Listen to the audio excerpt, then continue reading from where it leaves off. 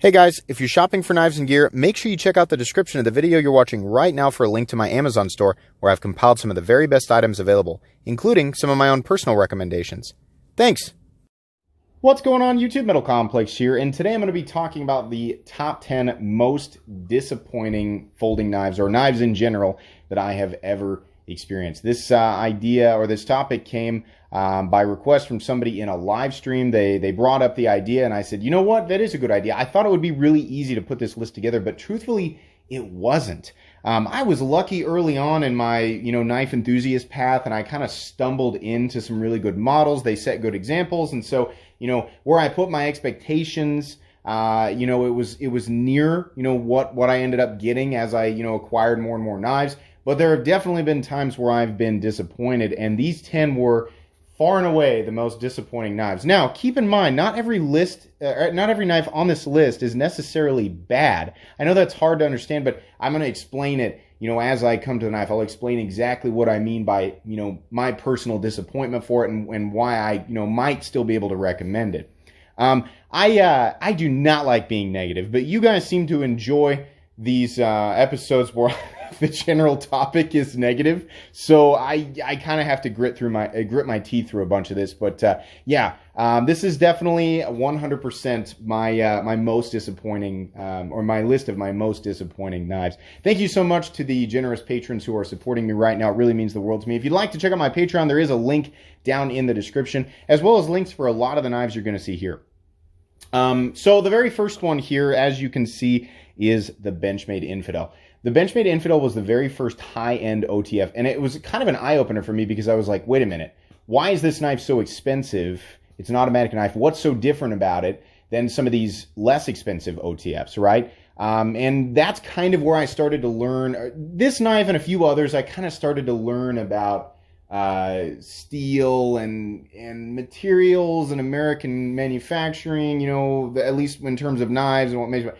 Now, keep in mind, that might sound like this was all very recent. No, actually, the Benchmade Infidel has been around for a long time. It was very new when I stumbled on it.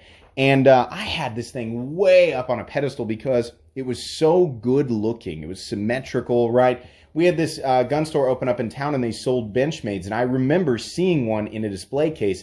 And only recently had automatic knives become legalized in Kansas. It was sometime around 2013, maybe 2014, when they lifted the laws that were restricting OTFs.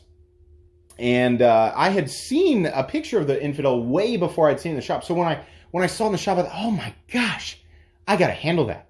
I want to feel that, I kind of had this movie idea of an OTF or a switchblade, the sound and the feeling, right, and the lightning speed at which these things deployed, at least in my mind, right? And I fired that Infidel, and it was such a letdown. Now, I didn't have anything else to compare it with, but, the first time I handled a Microtech, I was like, this is what I was expected to feel.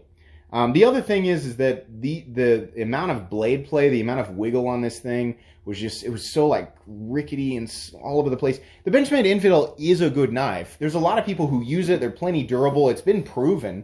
The originals were in D2, and then Blade HQ did an S30V exclusive variant. There's been some other versions. These things hold up, but the firepower, the spring power behind them doesn't feel very good. Now, rest assured, the firepower doesn't necessarily have to do with how utilitarian the knife is or how long it'll last.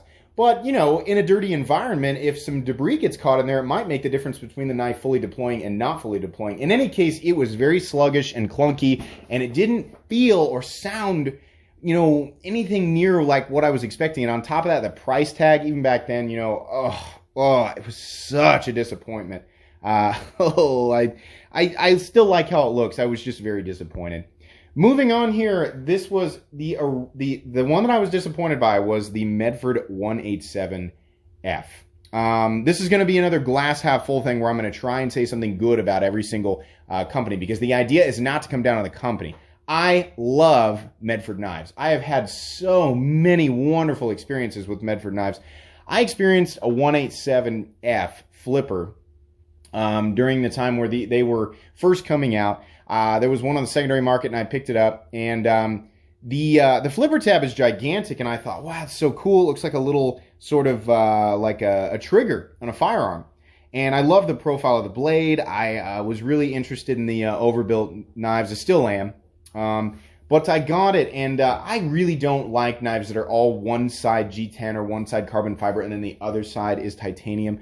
If one side's going to be G10, I really like when it's backed up by a steel liner, or at least, you know, a cartridge liner, or, you know, a countersunk liner inside of the G10.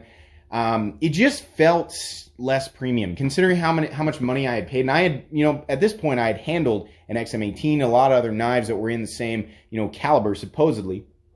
It was a combination of me not really feeling, I mean, like, I understood that they were using CPM D2, not just plain old D2. If you didn't know that, CPM D2, right? I was aware of that, but it still, you know, in my mind was like, but it's D2, which doesn't make any sense, I know. And then this was back when they didn't feel quite like they do now. They felt a little more clunky, a little less finished, a little less polished versus some of their competitors. And there were a lot of things that had not yet been changed. On top of that, this was running on phosphor bronze, and it didn't quite have the detent and the smoothness set up to be flipped without having to use some wrist. And I was expecting, you know, something different. Now, was it still a good tool? Yeah, for sure. But it didn't do what I felt like I wanted it to do, right? Now, I had been led to believe that knives in a certain price range had its very specific feeling, action, very specific, you know, finish work and this or that, you know. So I may have had unrealistic expectations, but at the same time, you know, now if I were to compare it with a 187F now, some of the full tie ones you can get from DLT, you know, I've got a 187 DP here hanging around here, and it's wonderful, wonderful. And I've held one back from a while ago, back from, you know, the time where I handled this one, that, you know, comparatively was like the same thing. It just wasn't very good. And I mean, it was basically how much money that I had spent for it. Medford knives now are wonderful. This was very disappointing. Moving on here, I know there's a Hinderer on here. This is the Hinderer FireTech, released right around the time that Gen 5 occurred in the XM18 line. So these were, these knives had, and this is based on an old custom, but he decided to make a production version of it. They had steel lock bar inserts, but they were running on nylon washers. So, you know, it wasn't quite, it was nowhere near feeling like an XM18 now, but I had been so, like, the XM18 had been so beat into my head. I sold an XM18 to pick this up because I thought, wow, what an excellent carry profile. You know, the weight spot on. It still has that Hinderer look, right? That would make just like the ultimate EDC Hinderer. And I'm still holding out for a tri-way version of this. You know, by the way, you won't call it a Gen 6 FireTech. You'll call it a tri-way FireTech, or technically a Gen 2 FireTech when they come out, because inevitably he will put the tri-way on this. But this knife was just really kind of boring. You know, I have a review on this, and I did enjoy it. And I pointed out, much like I always do, I pointed out what is good about the knife, whether or not it is polished and finished in a way that is, you know, expected for the price range, the materials, things like that. If the ergonomics are good, carry profile, I did that. And yeah, it's a great knife. It is. Anybody who's picked this up, it is worth the money.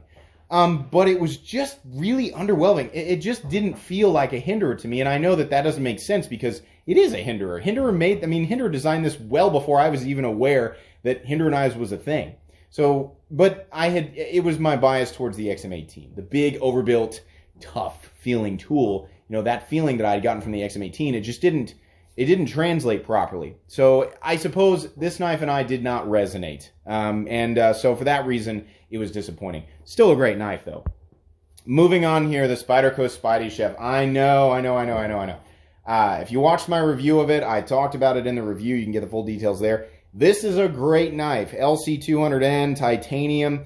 My expectations for this were built up because, you know, it had the fully flat ground blade. It had this sheep's foot style blade that looked, you know, super utilitarian. Everybody's saying so thin behind the edge. It's got Taichung Taiwan's legendary fit and finish and just overall quality. It's lightweight. It's easy to carry. It's got the wire clip, right? It had all the ingredients for like a mega super perfect Spyderco.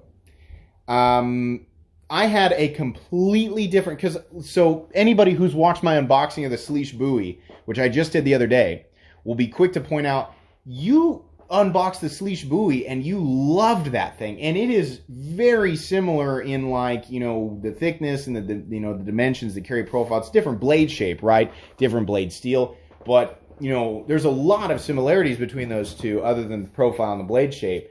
So why do you like the Sleesh buoy so much? This just, again, it just didn't resonate with me. It just felt unbelievably boring and simple to me. And that was, you know, obviously the design philosophy here was to make a straightforward cutting tool that was good, you know, for food prep and a number of other things. And I think they accomplished that. But it was like, yeah, there it is. Neat. And that was it. So it was a combination of disappointment and just being substantially underwhelmed by it. And I know people are going to jump on me. How dare you? Oh, the Spidey chef. Sorry, that's how I feel. The Sleesh buoy, on the other hand, it's also boring in kind of the same way, but for whatever reason, it's just a little bit more appealing. Maybe it's the aesthetics, you know, maybe it's I don't know. We'll get into the review and I'll talk more about it, but you can watch my full review of this. Just really underwhelmed and disappointed, you know, considering how I built it up based on what I was hearing. So it is what it is. Moving on here. Oh, ouch. Ooh, this is going to take some explaining. This one, excuse me, to me, I personally built up in my head. This is, in my opinion, the most beautiful Spyderco knife ever. Peter MT Design. It's an integral running on bearings, has S90V steel, Taichung, Taiwan. It's got a mega price tag, right? So it must be something super special. So I was expecting this perfectly polished, mega premium, you know, super clicky, like just really snappy action, this or that. Now, here's the truth. I said what many people said about it, and it's that it's got a weak detent. It's got a weak detent. It's got kind of a mushy detent. It'll work, right? On top of that, it has some sharp corners and things. It's got little things that are, you know, even when this was initially released, issues like that were basically not present at all on many, you know, not even prestigious models, but just like regular models hovering around the $200 mark had these little micro, you know, issues polished out, right? The clicky, the snappy detent, the finely tuned detent that allows you to kick the blade out, but it closes into place and stays closed. Not that this necessarily doesn't, right? And then little corners that shouldn't be sharp. And that pocket clip. Oh man, come on, Spyderco, for that much money. It's like a $550 knife or something like that. I love this knife. I still love it. I do. I was just disappointed by it, and it was a big letdown. I really want this to, like, you know, an updated version of this to come out with all the little, you know, it's like how they took the G10 Para 3 and they took the complaints that people, you know, talked about, and they sought out to make a lightweight version, so it's technically a different version, but they did solve a lot of the problems that were on the Para 3 G10. You know, it translated, the corrections translated to this Spyderco Para 3 lightweight, and I just do that to this. This is begging for just better. You know, I still like this. Anybody who has it, don't feel like you wasted your money. You didn't. It's still an excellent tool, but yeah, I was just disappointed by it, so sorry. Moving on here, the steel wheel cut jack. What the heck could I possibly have expected from this thing? It's a budget knife. So at the time, you know, this idea, lightweight flipper that, you know, and this came out a while back. It was back when, like, you couldn't, you weren't, budget flippers with properly tuned detents that were designed correctly with decent fit and finish for the 50-ish price range. They weren't super common, right? Civivi hadn't quite, like, exploded into everybody's face yet. So this was a huge deal. Nick Shabazz blew this thing up, and I thought, what an awesome beater, right? At the I want to say these were $45. Maybe they still are. I was like, I can deal with FRN for that price, right? I mean, the Rat 2, it's FRN and D2, but this is FRN and D2, and it's a flipper. And it's got a forward choil, right? It's kind of like, you know, it's kind of like a flipper Benchmade Griptilian, but for way less money, and it's got the forward choil, right? So I get it, and it just kind of feels like a toy. And it just reinforced my distaste for FRN and grivery and plastic and all that. I just don't like it. The action was, I mean, you could do it without wrist, but it just wasn't. I was like, I'd rather just spend more money and get a properly tuned D10 on bearings. Now, fortunately, we can pick up, like, you know, I'll tell you this, like knives like the Civivi Backlash, the Civivi Praxis, any Civivi flipper, just blow this thing completely away for the money. It's just, no. It's not, I mean, it's still a good knife. I mean, as a, you know, a cutting tool, right? In terms of, you know, utilitarian benefits, yeah, it's a fantastic knife. But I would, oh my gosh, I mean, if it comes down to it, would I rather put my money with Civivi or put it with this steel wool cut jack? I was expecting a lot more, and it just seemed like such a perfect profile, and the overall design was attractive visually, you know, for the money. And I was just like, ugh, I'm not, you know, that big of a fan of it. I still gave it a good review. If you go back and watch it, you know, I said positive things, and I mean them. You know, if I give a knife a good review, it means that, you know, I can recommend it. But this was an old review. It was from a long time ago, and a lot of stuff has changed since then. So that's the truth. That's how I honestly felt. Moving on here, the Gerber Flatiron. I was so pumped to see, because Gerber had not done anything great in a long time. And I thought, that is a good looking knife. It's got that wicked cleaver style blade. Kind of looks like a big utility straight razor. It's a frame lock. It's got the, you know, the over travel stop. I've never seen an over travel on it. Is that how they do them now? The discs? Because mine's got this big weird plate on it. But I was like, you know, for the money. But this 7CR17, maybe I can overlook it. Maybe, you know, maybe they turned around. Maybe it's good. And I got it, and the fit and finish was an absolute joke. And I've heard that these have gotten better. But talk about disappointment. I got lured in by arguably one of the most attractive designs that Gerber had released in so long. Wonderful looking design. It's got great ergonomics, but everything was sloppy. Everything. It had lock rock, it had blade play, the lips on the aluminum were frayed, like, just, it's just like stamped and pressed, kicked out the door, put it in a box. Here it is. It'll cut, kind of. And it wasn't sharp. No, I was pretty bent out of shape about this one. Really, really disappointed. Moving on here, this is a Frank Beltrame, or Frank Beltrame, however you want to say it. Italian swivel guard automatic stiletto. This is like your classic automatic switchblade. This design has been around for a super long time, you know, along with lever-lettos and swing guards. And before I got into the high-end part of the knife world, I was really into the classic switchblades, and I wanted one so bad. And I did all this research, and I found that, you know, for the money, if you really want one of these old Italian style, actually made in Italy, Italian style swivel guard stilettos, you know, these ones, you know, are not, they're not going to break the bank, right? It's not a, what's the big high end, is the AKC or AGA, no, AGA Camplin, sorry. Those are the, you know, the $300, $400, $500, $600, the AGA Camplins, they get up higher than that. You know, you really want a high quality one of those, go with one of those. Don't go with one of these. I was so disappointed in this thing. Initially, yeah, it was cool, but it was sloppily put together. I mean, these are stamped and pinned, and, you know, the scales don't really fit, whatever. You know, steel, what's it made out of? No idea. No idea. It was barely sharpened at all. The plunge lines were off. Mine looked exactly like this, by the way. The dagger grind, you know, down the center. It's not sharpened on both sides, by the way. You can't do that, understandably, and wouldn't complain about that. But the line down the center was not centered. The little, you know, parts that are meant to be like, look like polished nickel, they were just steel. They were off. They were kind of leaning on one side or the other. The liners, the pins were higher or lower in some areas. And, you know, when I bought this thing, it was $80. But for $80, honestly, it should have been better. And on top of that, the little lock switch just ground into it was acrylic. It wasn't FRN. It was just plastic scales. This is actually like a dark horn or stag horn or something like that.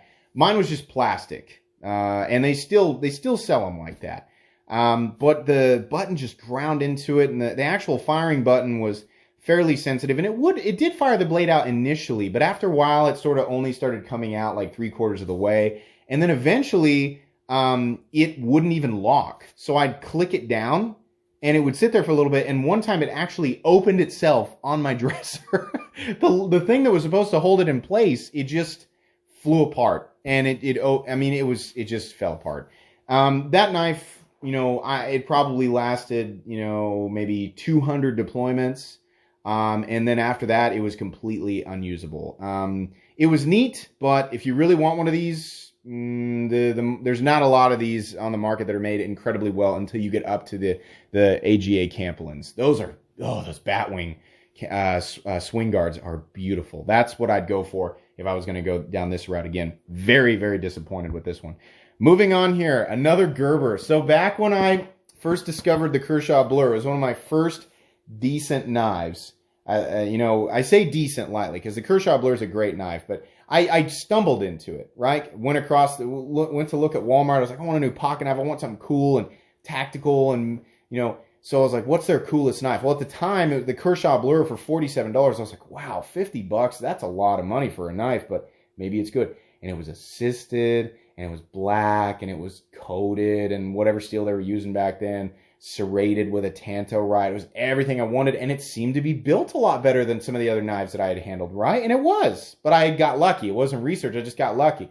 So I loved it, but I saw this guy in the window too for, I think it was like $65, and I was like, that's too much money.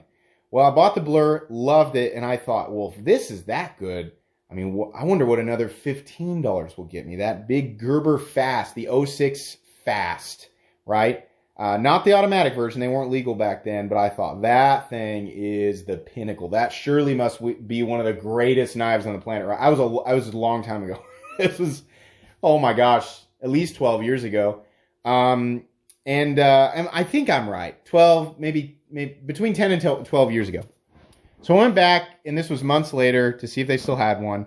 And I think they didn't have them at the time, and they said, we're going to expect some in, check again. So I came back a month later after that, and they had one. And I said, can I handle it? And initially, yeah, it felt good. I had no idea what to check for. I just was like, yeah, it feels, it's heavy. So I took it home, and the little lock thing, I mean, there was a lot of play when the blade was closed and supposedly locked into place by that little switch. There was a lot of play. And I don't know what happened, but I went to deploy it one time, and the lock was on. And I pushed up, and the spring took over. And whatever was responsible for keeping the blade locked down into place, it was the distinct sound of metal being sheared. It sheared the lockout completely. And I'm gonna guess that some of the the pieces got lodged somewhere, and the action just became abysmal. It was like 2 days after I got it, and I was so upset. This is not common for these. In fact, this is one of the more beloved models from Gerber, especially the Auto. I think it's one of the They have a U.S. version of this, or maybe all of them are made in the U.S. I don't know. But I was very disappointed by this one, and it put such a sour taste in my mouth that I took it back, and I was like, no, I want my money back. This is I don't know what happened here, but I can't risk this happening again. Yeah, if you have this knife and you've been using it, maybe you love it. It's my understanding that these are supposedly built a lot better than some other Gerbers, but so disappointing, because I thought it's more money, it's bigger, it must be a better knife. Nope. Moving on here, I think this is the very last one. And yeah, the Benchmade, if I'm not mistaken, the 761 Thai Monologue. When I first started really lusting after the Sebenza, and I'd known about it for a long time, but at some point, I started lusting after the Sebenza, and I thought, well, it doesn't have this flicky action that, people are talking about it having a hydraulic action. Maybe I wouldn't like it. It looks kind of boring. It looks interesting. And I was like going back and forth, and then Benchmade comes out with a 761 Thai Monologue that has a lot of what I like about the aesthetics of the Sebenza, but without the blue. Supposedly it had, it wasn't the hydro, it was more of a snappy action, and I thought, oh, I could do that, and it's a little less money. So I went in and I got an opportunity to handle one at that very same gun shop. And number one, tip down only. Oh my gosh, I'm not the only one to complain about, but what the heck were they thinking? What were they thinking when they did that? And then the lock thing has that ledge on it so that it's only got so much that it can move over, and there's that little rotating thing in the back that you have to adjust. And And on top of that, the first ones, the one that I handled, the lock bar tension was super weak. It was so flimsy. And the detent was also mega weak and kind of mushy, and I was so turned off by it. I was like, oh, this is such an attractive knife, and it could have been a home run with Benchmade. Now, it's my understanding that they did fix some of the issues, right? But again, that it had the tip-down clip, at least in the large one. Did they fix that in the small one? They changed the clip position in the small one? I don't know. In this one, I was only interested in the large one anyway. In this one, only the tip-down clip, right? They fixed the detents eventually, apparently, and the lock bar tension, right? But you still have that weird lip. Like, let the lock bar do what it's going to do, because they're going to inevitably develop lock rock at some point. You don't want a lip on there. It's just asking, like, well, once it gets to a certain point, it just, that part of the tang wears away and then it rocks. No, that sucked. So, super disappointed with that. That's too bad. Look how handsome that is. Oh my gosh. Okay, I hate being negative. Anyways, guys, these were the 10 most disappointing knives. I'm sure I'll do an updated version of this at some point in the future, but I hope that you were at the very least entertained by this. If you were, or you enjoyed this video for any reason, please leave a like. If you'd like to check out my other content, I do, of course, have lots of videos of knives that are either expensive or inexpensive that I do or don't like, so check those out. And if you enjoy all my content, go ahead and click on that Metal Complex logo right there and subscribe, because there's definitely more coming. Thanks again for watching, everybody, and have a great day.